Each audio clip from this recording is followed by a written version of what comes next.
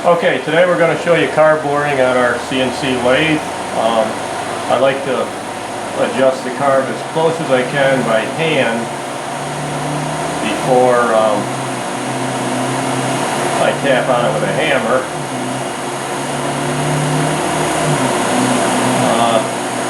Main reason is it's going to set better on the chucks. And the better we can chuck it, the less flex and smoother cut.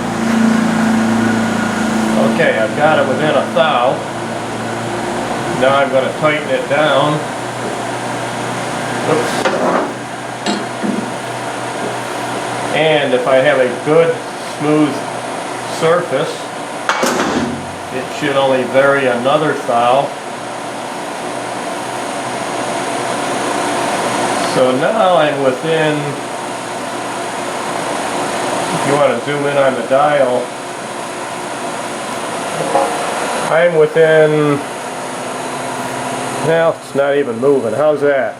So when I tighten it down, it brought it down. Okay, the reason we wanted to get it perfectly zeroed, if this is a race carb where we're going to bore it paper thin, every thousandth counts. This is a trail guy, we're going to go from 40 to 42, but we still want to have it centered to get the best power. So now just as a quick double check, 40 millimeter carb, I've got it set at 40.1, which is 4 thousandths, taking 2 thousandths aside. Yes, looks good. That was just a double check. So now we're going to get greedy. And we'll take it right out to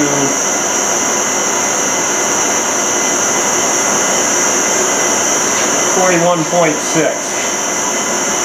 I'm going to come up. This is nice because it clicks. So I just clicked. I'm going to go in and zero it.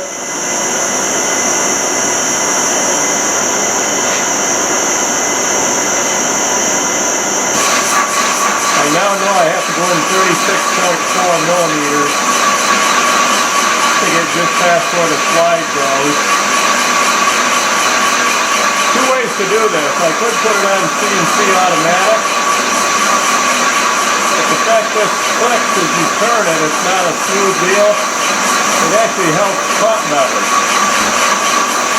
So I haven't warmed up the bearings on the lathe, so I'm running at low speed for the video and for the lathe. The lathe needs about 3 minutes warm up for the bearings. So when we do our finish cut, I'll run on the higher speed. Okay, so even though everything's CNC, we're double checking because we've had the tool in and out, which can vary a little. So my 41.6 is actually 41.5. So now I'm going to go here to my screen and I'll adjust it to 41.5. Now we're ready to do our finish cut. I mentioned earlier 42 for a trail guy. This guy's a trail guy who's going to grass drag. So guess what? We're going to take him out to 42.2. Give him a little more horsepower. Now instead of, I'm going to turn down my feed speed. I've turned up my RPM. And see how nice the curl is coming off of there? Kind of gives a very smooth finish. You still have a little bit of texture, but no ridges, so it's better for airflow. So that's it. It's going to take us a few minutes to go through at this speed. We'll show you at the end our finished product. Still, even though it's CNC, I like to do this manually to give it a better finish. I'm going to discuss a little about taper bore versus a straight bore. If you have a very big carb, like on some of our crankshaft on a race sled, sometimes we will taper bore at the back because the bell's big enough up to the slide. The problem on a small carb like this, if you taper bore it, you're not going to have as much flow for two main reasons. One, you're going to taper bore it on the intake side where you have your carb bell.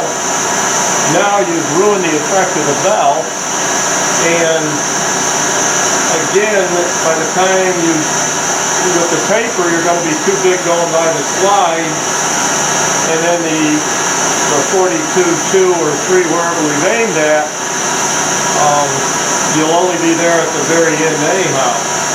So on the race sleds, we'll actually go all the way to 43 in epoxy and a straight bore. So that's giving us our highest airflow on this type of car.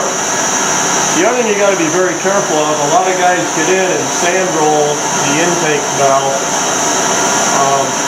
It's designed by Mikuni to guide the air, so you don't want to put a chamfer on the intake valve.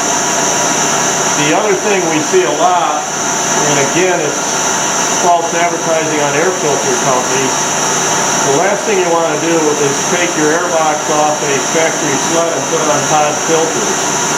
On a 800 twin, you're going to lose at least 2 to 2.5 horsepower because there's a velocity stack incorporated on each card in the air box, let alone the fact that you're drawing cold air through the air box from the outside. When you start drawing hot air that's near the motor, you're going to lose in the range of 5 to 7 or 8 horse. You may not be a serious guy and know about fuel flow, so you may pop your air box, put your filters on, and go faster only because your jetting was 5 sizes too rich, and now you've leaned it down to where it belongs. But if you're a serious guy and you want to go fast, run your air box and jet to the air box.